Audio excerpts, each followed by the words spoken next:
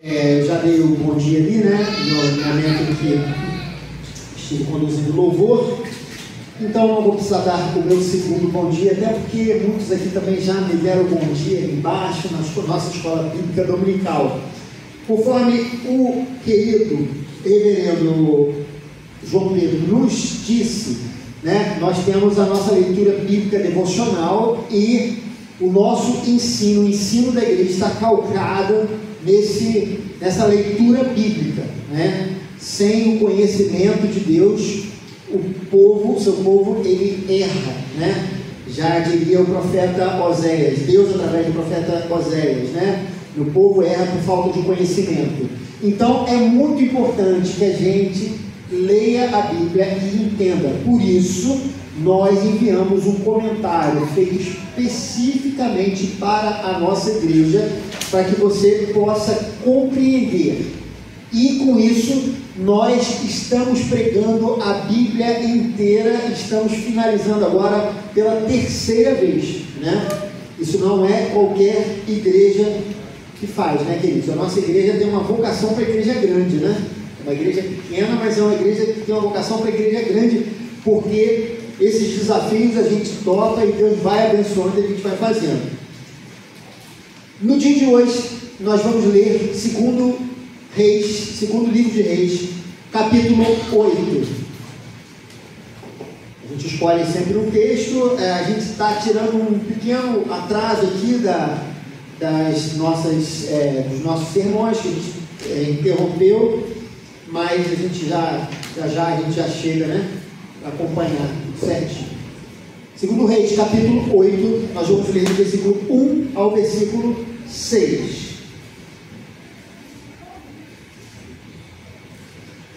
Se você encontrou, peço que você fique de pé nesse momento, deixar o sangue correr um pouquinho, né? Fica de pé, o sangue ele desce, né? Espalha pelo corpo. Os irmãos estão prontos? Podemos fazer a leitura da palavra do Senhor. Eliseu tinha prevenido a mãe do menino que ele havia ressuscitado: saia do país com sua família e vá morar onde puder, pois o Senhor determinou para essa terra uma fome que durará 7 anos. A mulher seguiu o conselho do homem de Deus, partiu com a sua família e passou 7 anos na terra dos filisteus. Ao final dos 7 anos, ela voltou a Israel e fez um apelo ao rei para readquirir sua casa e sua propriedade. O rei estava conversando com Geazi, servo do homem de Deus, e disse: conte-me todos os prodígios que Eliseu tem feito. Enquanto Geazi contava ao rei como Eliseu havia ressuscitado o menino, a própria mãe chegou para apresentar sua petição ao rei, a fim de readquirir sua casa e sua propriedade. Geazi exclamou: esta é a mulher, ó rei, meu senhor, e este é o filho dela, a quem Eliseu ressuscitou. O rei pediu que ela contasse o ocorrido e ela confirmou os fatos. Então ele designou um oficial para cuidar do caso dela e lhe ordenou: devolva tudo o que lhe pertencia, inclusive toda a renda das colheitas, desde que ela saiu do país até hoje. Vamos lá. Senhor, nós pedimos a iluminação do Teu Espírito Santo nesse momento. Que as minhas palavras, Senhor, não venham a atravessar, atrapalhar a mensagem bíblica que está colocada diante de nós. A Tua palavra, ela é importante. Eu sou apenas um instrumento em Tuas mãos. Que o Senhor possa nos falar poderosamente nessa manhã, através do Espírito Santo e da palavra, no nome de Jesus. Amém. Irmãos, podem se assentar. Queridos, nós temos falado muito na escola bíblica dominical, né, sobre a providência, né? E aqueles que têm estudado comigo vão me responder essa pergunta, essa exata pergunta que eu vou fazer a vocês. O que é contrário à casualidade? sou péssimo professor, meu Deus. A providência, né? O que é contrário à casualidade é a providência, né? Queridos, nós temos esse conceito nas nossas vidas, né, de coisas casuais, encontros casuais que a gente tem, né? E isso é uma ideia que nós desenvolvemos por conta de não termos um conhecimento sobre o futuro, né? Bom seria se nós tivéssemos um aplicativo. Acho que eu vou fazer um aplicativo para eu ganhar um dinheiro na Apple Store, né? App Store, né? Sou moderno. Mas um aplicativo na App Store para que eu mostrasse, através desse aplicativo, o futuro das pessoas. Olha que legal, eu acho que esse aplicativo, ele seria um sucesso, né? Venderia muito, e até eu poderia vender esse aplicativo na loja falei App Store, na Play Store, né? Porque seria um sucesso. Se fosse assim, queridos, nós não teríamos a ideia da casualidade, né? Por quê? Porque eu acordaria de manhã e eu abriria o meu aplicativo lá, né, feito by Silas, e aí eu veria quem eu vou encontrar hoje. O meu aplicativo me diria: olha que beleza, né? Eu vou encontrar fulano, vou encontrar o reverendo João Pedro, vou encontrar o Zé Ricardo, né? Fulano vai ligar para mim. Olha que beleza que não seria esse aplicativo. Mas, queridos, a gente sabe que não é assim. A vida, ela tem surpresas. Nós não podemos dizer o que nos acontecerá amanhã, porque o conhecimento do futuro está vedado ao ser humano. Nós, queridos, não sabemos o futuro, só Deus conhece o futuro, né? Isso tem a ver com a vontade. A gente tem falado isso na Escola Bíblica Dominical. Isso tem a ver com a vontade decretiva de Deus. Só Deus tem a plena ciência, o pleno conhecimento do que nos acontecerá no dia de amanhã. E o que nos resta, segundo a gente vê nas Escrituras, é viver pela fé. É tão somente isso. Então, se a gente não pode conhecer o futuro, qual seria o melhor caminho a seguir? Essa é a grande pergunta que nós nos fazemos. Nós nos acostumamos a tomar as nossas decisões futuras, mas a gente não sabe se elas serão bem-sucedidas ou não. A gente aprende até a viver com isso, né? Uns são mais afetados por essa realidade, pela ansiedade, outros são menos afetados, mas todos nós temos algum grau de ansiedade por aquilo que pode nos acontecer amanhã. Certa vez, queridos, eu vi uma pessoa dizendo que ela era a pessoa mais bem-sucedida de sua família. Mas tem um detalhe nessa colocação dessa pessoa. Ela tinha 35 anos de idade quando ela falou isso, e ela tinha uma vida toda para viver. E a pergunta que nos resta sobre isso é: será que aos 35 anos de idade alguém pode fazer uma afirmação como essa, né? Algo categórico, né? Eu sou a pessoa mais bem-sucedida de minha família. Muitas coisas poderiam ainda mudar o rumo dessa pessoa. Às vezes, né, a riqueza ou a pobreza, né, às vezes a saúde que é trocada pela doença, às vezes a felicidade que é trocada pela infelicidade, ou até mesmo a perda de uma pessoa querida. Não dá para sabermos, ou não dá para sermos categóricos enquanto estamos vivos sobre o nosso amanhã, sobre as nossas conquistas ou não conquistas. A vida nos reserva muitas surpresas e muitas vezes nos conduz para a realização de sonhos, mas outras vezes nos revela alguns pesadelos também. E hoje, queridos, nós vamos falar sobre esse tema. O acaso existe? O acaso ele é inteligente? O acaso ele vai me proteger enquanto eu andar distraído, né? Como diziam os titãs, né? E essa pergunta nos remete ao texto de hoje.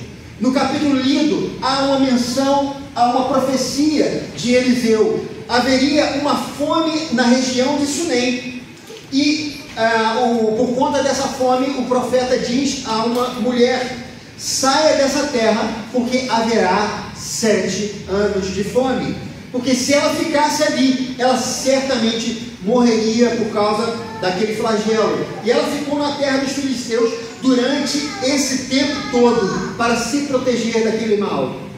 Mas, por conta dessa decisão, ela também corria o risco de perder todas as suas posses no dia de amanhã, quando ela retornasse para as suas terras. Mas é importante a gente notar que isso não deveria estar acontecendo em Israel. A questão é que as coisas não andavam bem na terra, na terra de Israel. As leis, elas não estavam sendo observadas como deveriam ser observadas. E ela corria o risco de empobrecer se ela deixasse o seu lugar, a sua casa. Mas ela partiu e ela ficou lá por uma necessidade. E depois de 7 anos, aquela mulher, ela volta e vai fazer a requisição das suas posses com o rei que estava no poder, como nós temos lido, né? O rei do Reino do Norte, Israel. E casualmente, aquele rei estava pedindo que Geazi lhe contasse os feitos, né, do seu mestre Eliseu. E Geazi, ele começa a contar as experiências de sinais e prodígios. E na hora que ele está contando sobre a história da ressurreição do filho de uma mulher, aquela mesma mulher casualmente chega naquele local. E de modo especial, aquele rei lhe dá atenção e dá uma ordem para que as suas posses elas fossem reavidas.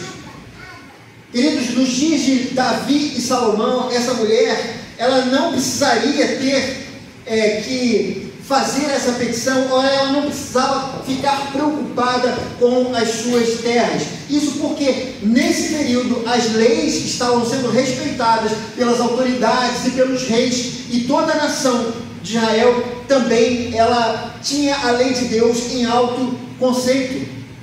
E o que a gente percebe é que no caso dela agora, nesses dias sombrios, as coisas não estavam acontecendo dessa maneira. E voltando, queridos, alguns capítulos, nós vamos ver um exemplo sobre exatamente o problema de desrespeito à lei com relação às possessões, às terras. Acabe e Jezabel, que foi citado aqui, tão bem citado pelo nosso querido pastor João Pedro, né? Ele não tinha qualquer respeito pelas leis da nação. E Nabote, ele era um homem justo e foi assassinado, e suas posses foram tomadas, citando aqui, né, por essa dupla dinâmica do inferno, né? Pegando aqui o gancho do reverendo João Pedro na semana passada, né? Então, eles pegaram esse homem que era justo e eles mataram esse homem para que eles pudessem ter as posses dele. Havia, queridos, uma lei em Israel que impedia que as heranças fossem vendidas perpetuamente. No capítulo 25 de Levítico, diz o seguinte: a terra não poderá ser vendida em caráter perpétuo, porque ela é minha, e vocês são apenas estrangeiros e imigrantes. Essa era uma das leis que tinha em Levítico, dada pelo Senhor. A recusa de Nabote, esse homem justo, não era somente porque a terra lhe pertencia, como no caso daquela pessoa que não quis sair do lugar no avião, né, porque aquele lugar era dela, por direito, era dela, né? Mas ele não estava nem fazendo o que aquela moça estava fazendo. Não era teimosia de quem queria contrariar o rei. Na verdade, ele era um homem temente a Deus. Em Números, capítulo 36, versículo 7, havia uma clara ordenança também com relação a isso. Nenhuma herança em Israel, e a terra dele foi uma herança que ele recebeu de família desde os tempos em que Josué entrou na terra, e o texto dizia: nenhuma herança em Israel poderá passar de uma tribo para outra, pois todos os israelitas manterão as terras das tribos que herdaram dos seus antepassados. E agora, queridos, os reis de Israel eram os primeiros a não respeitar as leis da nação, uma lei tão importante quanto essa. E voltando para a nossa história, meus irmãos, nesse momento, a mulher, ela, estando ali em Israel, com aquelas circunstâncias, vivendo momentos tão difíceis, ela não seria ouvida pelo rei ou por qualquer autoridade. Ela voltaria e nada aconteceria. Ela simplesmente, o famoso perdeu, mané, né? Tão conhecido aí que a gente ouve, perdeu, mano, acabou, foi para outro lugar, foi para uma outra nação, você não tem mais direito. Mas nesse momento, a gente percebe, queridos, que algo também está acontecendo em Israel. A Síria, ela já tinha tomado grande parte da nação, né? E outros povos já tinham também invadido e tomado porções grandes da terra de Israel. E isso porque Israel, o reino do norte, havia abandonado o Senhor. Então já a bênção da prosperidade, das terras, da expansão do reino de Israel, ele havia cessado desde os tempos de Salomão, queridos. Então, naquele momento, a petição daquela mulher não passaria de lágrimas em dia de chuva. Ela poderia reclamar o quanto fosse os seus direitos, mas ninguém ouviria ao seu pedido. Nenhum poderoso de Israel lhe daria qualquer atenção mediante as circunstâncias. O que aconteceu com ela foi algo extraordinário. Ela não surge por acaso naquele lugar. Deus promoveu aquele encontro no momento certo e no lugar certo. Queridos, aquela mulher já tinha provado algo extraordinário da parte de Deus. No capítulo 4, nós temos algumas informações importantes sobre ela. Ela era uma mulher rica, ela era uma mulher casada, ela era uma mulher bem-sucedida. Mas isso não era tudo na cultura dos israelitas. Uma mulher, para ser considerada vitoriosa, plena, ela deveria ser mãe. E ela não havia alcançado esse sonho.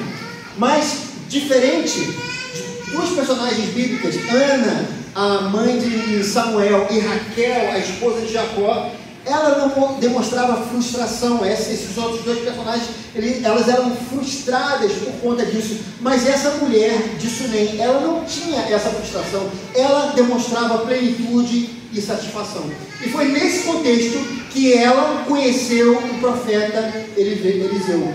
E a história foi mais ou menos assim. Certa vez o profeta foi até a cidade de Sunem e lá eles se conheceram. Imediatamente ela se deu conta que aquele homem era um homem de Deus. E para nós, queridos, isso parece até alguma coisa normal quando a gente lê a Bíblia, de alguém reconhecer que Eliseu era um homem de Deus, mas na verdade não é. Naqueles dias, os israelitas do reino do norte haviam abandonado o Senhor em prol dos deuses cananeus. O próprio Eliseu, ele era desprezado como profeta pelos seus conterrâneos. Vocês acham que aquele texto que fala do momento em que jovens caçoaram da calvície de Eliseu era alguma coisa, queridos, aleatória que está escrito nas Escrituras? De forma alguma. Aquilo demonstrava exatamente o desprezo pelos profetas do Senhor, diferente de outras épocas em Israel, como por exemplo Samuel, que tinha o respeito de toda a nação. E eles demonstravam uma completa indiferença pelo representante de Deus. Mas aquela mulher, ela se diferenciava das outras pessoas na nação. Ela fazia parte daqueles 7.000 que não dobraram seus joelhos a Baal. Aquela mulher estava entre os remanescentes que continuavam crendo em Deus, mesmo em meio à apostasia generalizada da nação. E ela reconheceu o profeta como um profeta diferente dos outros profetas da nação, que eram aqueles falsos profetas que não profetizavam com base na palavra de Deus. E ela então decidiu acolher aquele homem assim que o conheceu e construiu um quartinho para ele pousar quando estivesse por lá. E Eliseu, queridos, ele decidiu retribuir a bondade daquela mulher e ele orou para que Deus lhe desse um filho. E mesmo ela demonstrando plena satisfação com a vontade de Deus, um ano depois, aquela profecia se cumpriu. Mas, queridos, o mundo, ele não é perfeito. O seu filho, depois de jovenzinho, ele veio a morrer misteriosamente. Ela ficou em grande angústia e foi atrás do profeta. É bom lembrar, ela não havia pedido pelo filho, mas agora ela estava em grande sofrimento com a sua morte. Eliseu, ele vai até a casa daquela mulher, ele ora pela criança e aquela criança ressuscita. Mesmo experimentando a maior das angústias de uma mãe, a mulher cria que o Deus de Israel, o verdadeiro Deus, não eram os deuses de Canaã, que esse Deus todo-poderoso que tinha trazido o povo com os sinais e prodígios do Egito, ele poderia fazer um milagre na vida do seu filho. Queridos, entendam, a vida daquela mulher era um verdadeiro contraste se comparado aos seus conterrâneos israelitas. É isso que a Bíblia está nos mostrando. Enquanto o povo estava recebendo como resultado o abandono de Deus, inclusive, queridos, a fome, a seca que eles estavam atravessando, como atravessaram também no tempo de Elias, conforme foi pregado aqui, aquela mulher, ela desfrutava das bênçãos de Deus, tanto nas mínimas coisas, como também na ressurreição de seu filho, que era, na verdade, o seu maior tesouro. Deus usou, não por acaso, a vida daquela mulher para demonstrar que Ele tinha poder para cumprir as promessas de bênçãos, mesmo em meio à apostasia, em meio à infidelidade da nação. Meus irmãos, eu gostaria de fazer algumas considerações importantes sobre esse texto nessa manhã. Eu queria dizer uma coisa muito direta para você, para a sua vida. Sua vida não é mera casualidade. Não existe um lugar nas nossas vidas onde Deus não possa controlar ou que Deus não possa nos alcançar. Ele não está sujeito às circunstâncias ou até mesmo sujeito às nossas decisões. Muitas vezes você imagina que coisas boas na sua vida vão acontecendo e que você vai chegando nos lugares e que a sorte vai te seguindo. Mas quando nós olhamos panoramicamente para o nosse passado, a gente vê que se alguma coisa tivesse saído diferente, talvez você, eu, talvez a gente não tivesse as nossas famílias, talvez eu não tivesse casado, talvez eu não tivesse entrado no grupo Águas, se eu não tivesse o dom que Deus me deu de música, por exemplo, eu vejo, e talvez hoje eu não tivesse os meus filhos, eu não tivesse a família que eu tenho, e talvez você, a mesma coisa, talvez você não tivesse conhecido o seu cônjuge, talvez você não tivesse o seu filho, talvez você não tivesse os seus netos, ou talvez também, queridos, você não, por alguma coisa, se não tivesse acontecido algo especial, algo diferente, talvez você não tivesse conseguido um emprego, que hoje lhe dá o sustento, que faz você financiar a sua casa, e que talvez seja o motivo de você receber também o sustento na aposentadoria, ou até mesmo você não tivesse chegado até aqui vivo, se coisas tivessem acontecido ou não acontecido. Amados, eu digo isso com base numa experiência que eu contei aqui para vocês na minha fase de motociclista, já tem alguns anos, e eu era extremamente, sou bem prudente com relação ao trânsito, e quando eu era motociclista eu não era diferente, e me cuidava, botava a proteção necessária e tudo mais, mas uma vez eu estava indo trabalhar, isso já era à noite, e aí eu estava numa rua que era muito pequena, estreita, e um ônibus parou no sinal e o motorista impaciente do carro que estava logo na minha frente, ele saiu para poder andar mais rápido, né? Para sair dali de trás do ônibus para poder continuar a viagem. Só que nessa que o carro ele sai de trás do ônibus, vem uma moto do lado oposto com dois garotos que eram o oposto de mim em termos de prudência, né? Era um dia que estava meio chuvoso e eles vinham uma velocidade absurda, muito mais alta do que deveria. E aquela moto bateu naquele carro e de repente eu vejo aquela moto capotando, vindo em minha direção, queridos. E aquela moto passou eu diria assim, um palmo, né, de mim naquele momento. Queridos, se eu tivesse saído casualmente 3 segundos depois da minha casa, certamente aquela moto teria feito um estrago e pode até ser que eu não estivesse aqui nessa manhã de hoje. A minha vida talvez ela fosse ceifada por uma questão de um detalhe de 3 segundos. Deus me livrou do acaso. Eu olho para a minha vida e eu digo, ainda devo estar aqui. Eu vejo um propósito de Deus, Deus me usando, inclusive como pastor, para abençoar a sua vida. Não que a bênção esteja comigo, eu não vou nem explicar isso para os irmãos, não sabem, mas inclusive nisso, inclusive na vida dos meus filhos, ainda não chegou o meu tempo. E Deus me livrou do, entre aspas, acaso naquele instante, queridos. Então, o que eu gostaria de dizer é que, eu estou dizendo então que o crente ele não passa por problemas, nenhum mal chega à minha vida. E você sabe a minha resposta. Claro que não. Esse menino que ressuscitou, um dia ele voltou, e um dia ele morreu novamente. Seja lá qual tenha sido a sua morte, queridos, talvez ele tenha sentido novamente uma dor de cabeça, e talvez tenha morrido. Ou talvez ele tenha sido picado por uma víbora, né? Ou talvez ele caiu num poço, bateu a cabeça e morreu. Ou então ele teve um mal súbito, né? E veio a falecer. A gente não sabe a história desse menino. O que a gente sabe é que ele novamente voltou a morrer. Queridos, o certo é que um dia ele teve um encontro com o seu Deus. Na verdade, esse rapaz, ele foi chamado por Deus, porque assim é a vida.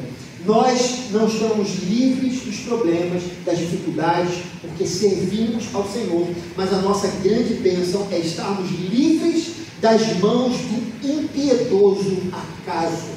O acaso, queridos, ele não enxerga, ele não discerne, ele não se compadece de ninguém, ele não vê a diferença entre aqueles que temem a Deus e aqueles que vivem na iniquidade. O que a Bíblia nos diz é que todos os que estão sob a aliança de Jesus Cristo têm a promessa da bênção de Deus e tem a certeza de que Ele está cuidando de nós em toda e qualquer circunstância. E também sabe que mesmo que as coisas, aquelas que não são agradáveis, venham a nos acontecer, o amor leal de Deus está sobre nós e Ele não nos abandonará, seja qual for a circunstância. Salmo 37, queridos. Que salmo impressionante que nos fala sobre isso. Confie no Senhor e faça o bem, assim você habitará na terra e desfrutará segurança. Deleite-se no Senhor e Ele atenderá aos desejos do seu coração. Entregue o seu caminho ao Senhor, confie nele e Ele agirá. Ele deixará claro como alvorada que você é justo e como o sol do meio-dia que você é inocente. Descanse no Senhor e aguarde por Ele com paciência. Não se aborreça com o sucesso dos outros, nem com aqueles que maquinam o mal. Evite a ira, rejeite a fúria, não se irrite. Isso só leva ao mal, pois os maus serão eliminados, mas os que esperam no Senhor receberão a terra por herança. Queridos, isso é o contrário do acaso. Deus tem o controle sobre todas as coisas. Às vezes a gente fica desanimado com o nosso país, com tanta violência, com tanta corrupção, queridos. Não pense que você foi abandonado pelo Senhor. Você não foi. Nenhum daqueles que dependem do Senhor foram deixados de lado. Ainda que as circunstâncias nos digam isso. Muitas vezes os nossos olhos veem isso, mas o Senhor nos promete essa herança.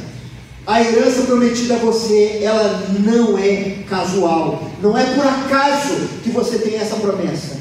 Ela foi prometida por quem tem o poder de cumpri-la. Queridos, eu como pastor, já fui a muitos e muitos ofícios fúnebres, né?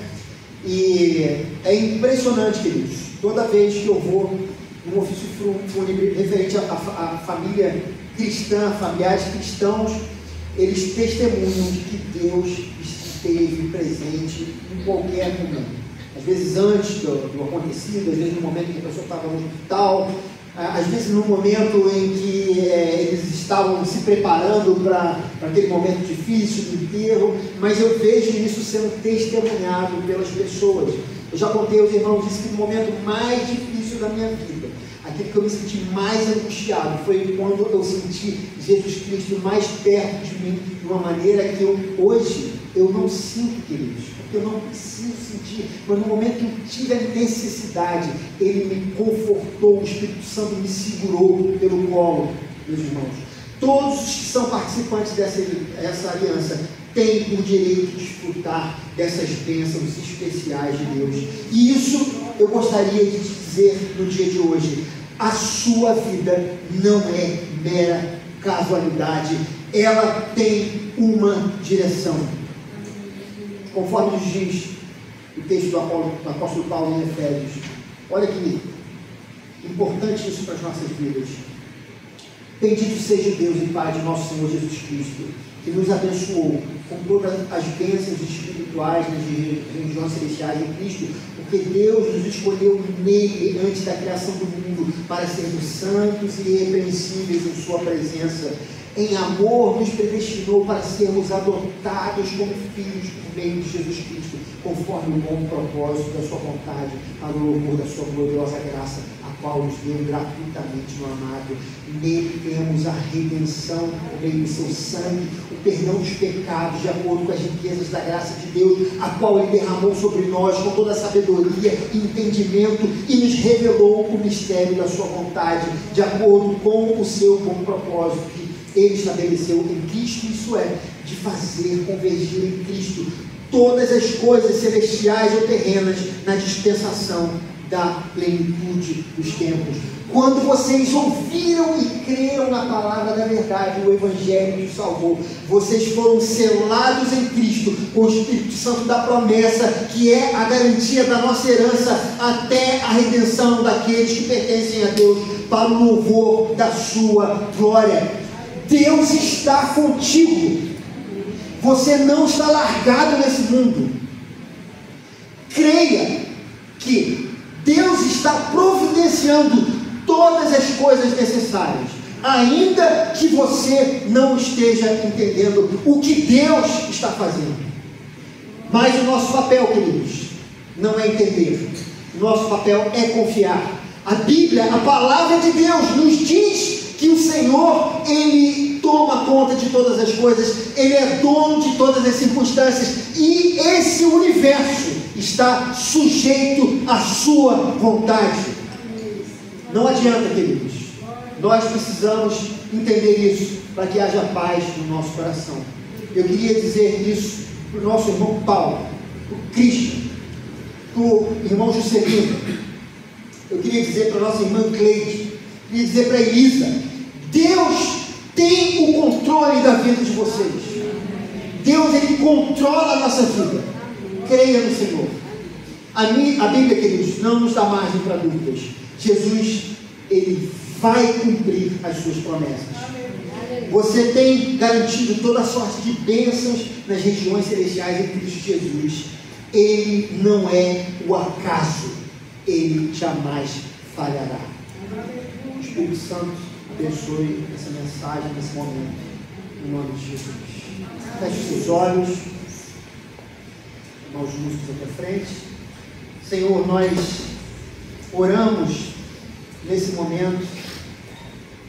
Eu peço ao Teu Espírito Santo que nesse momento nos dê a certeza de que o Senhor Ele toma conta das nossas vidas, que o Teu Espírito Santo possa nos ajudar nas nossas fraquezas, que Ele possa ajudar na nossa falta de fé, Senhor.